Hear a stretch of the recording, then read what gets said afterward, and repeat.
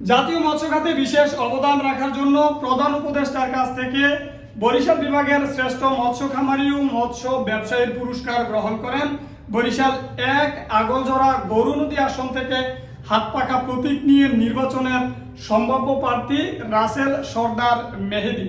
তিনি বরিশাল বিভাগের শ্রেষ্ঠ মৎস্য খামারি ও মৎস্য ব্যবসায়ী হিসাবে প্রধান উপদেষ্টার কাছ থেকে পুরস্কার গ্রহণ করলেন।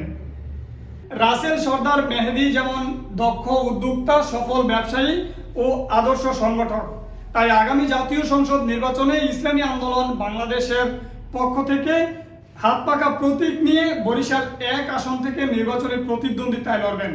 ব্যক্তিগত জীবনে যেমন তিনি সফল উদ্যোক্তা, সফল ব্যবসায়ী, রাজনীতির ক্ষেত্রেও তিনি সেই চমক রাখবেন বলে ধারণা করছে বরিশাল ১ আগলজোড়া গৌরনদী আসনের। তারই ধারাবাহিকতায় প্রধান উপদেষ্টার কাছ থেকে পাওয়া পুরস্কার অনুপ্রেরণা হিসাবে থাকবে এই হাতপাকার ক্যান্ডিডেটের।